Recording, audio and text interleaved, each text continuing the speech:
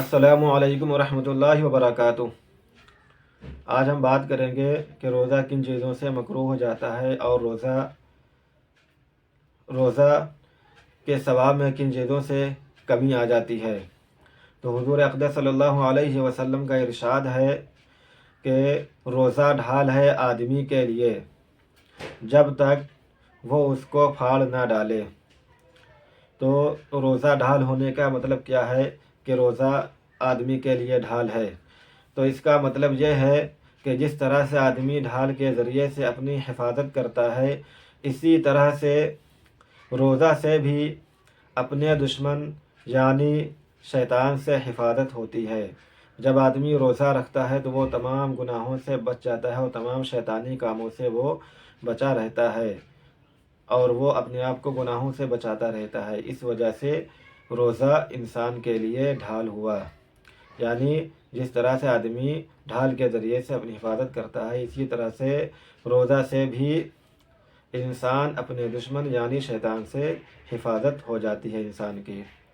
اور ایک حدیث میں آیا ہے کہ روزہ حفاظت ہے اللہ کے عذاب سے، یعنی جب آدمی روزہ رکھتا ہے تو وہ تمام گناہوں سے بچتا ہے اور اللہ تعالیٰ سے توبہ اور استغفار کرتا ہے اور اللہ تعالیٰ سے جنت سے حفاظت کی دعا کرتا ہے اور اللہ تعالیٰ سے عذاب قبر سے بچنے کی دعا کرتا ہے کہ اللہ تعالیٰ ہمیں عذاب قبر سے اور عذاب جہنم سے بچا، اور وہ تمام گناہوں سے، جھوٹ سے، غیبت سے، چغلخوری سے، زنا سے، چوری سے، قتل سے اور تمام گناہ کبیرہ، گناہ صغیرہ سے وہ بچتا ہے، اور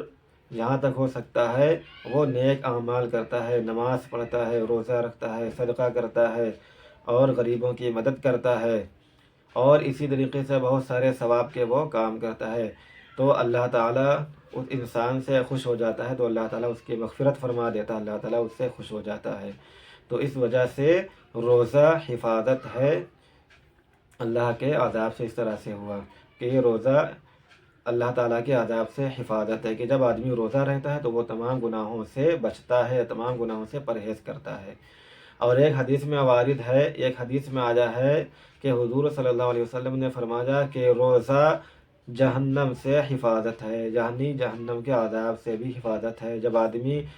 روزہ رکھتا ہے تو وہ تمام گناہوں کے کام سے بچتا ہے۔ دونوں حدیثوں کا مطلب ایک ہی ہے کہ جب آدمی گناہوں سے بچے گا، جب آدمی گناہ نہیں کرے گا اور اللہ تعالیٰ سے اپنے لیے مغفرت کی دعا کرے گا اور توبہ کرے گا، تو اللہ تعالیٰ اس سے راضی ہو جائیں گے اور خوش ہو جائیں گے، اور اللہ تعالیٰ اس کو جہنم کے عذاب سے بچا لیں گے اور اللہ تعالیٰ اس کی مغفرت فرما دیں گے۔ تو اس وجہ سے روزہ ڈھال ہے آدمی کے لیے کہ جس طرح سے آدمی اپنی حفاظت کرتا ہے ڈھال کے ذریعے سے، اسی طریقے سے روزہ بھی آدمی کی حفاظت کرتا ہے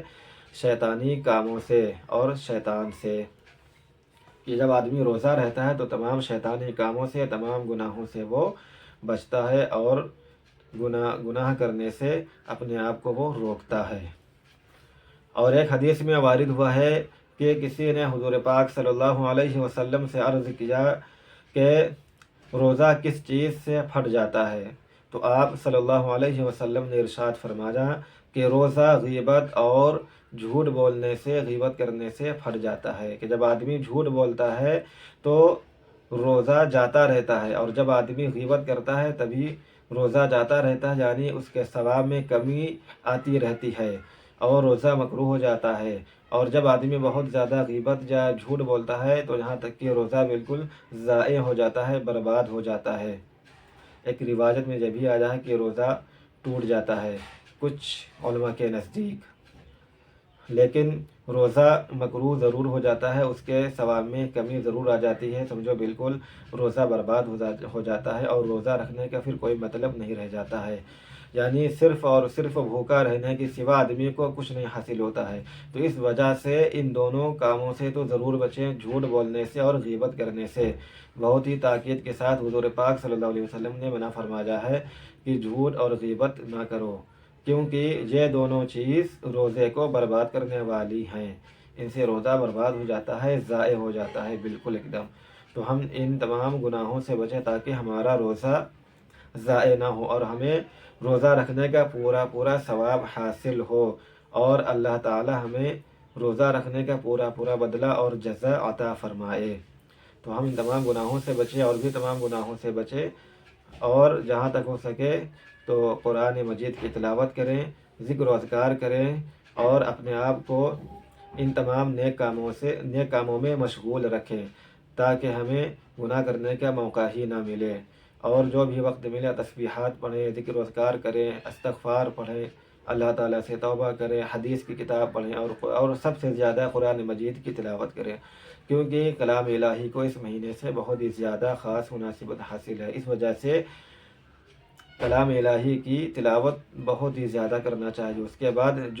جو وقت بچے تو ذکر و اذکار بھی کریں، لا الہ الا اللہ کا ذکر کریں، توبہ کریں، اور جنت کے حصول کے لیے اور جہنم سے بچنے کے لیے اللہ تعالیٰ سے دعا کریں۔ تو یہ تھی کچھ باتیں جو ہم نے آپ کو بتائی ہیں۔ امید ہے کہ یہ ویڈیو آپ لوگوں کو اچھی لگے گی۔ ویڈیو اگر اچھی لگے تو ویڈیو کو لائک کریں اور کمنٹ کریں اور شیئر کریں۔ ملتے ہیں پھر انشاءاللہ اگلی ویڈیو میں، تب تک کے لیے اللہ حافظ۔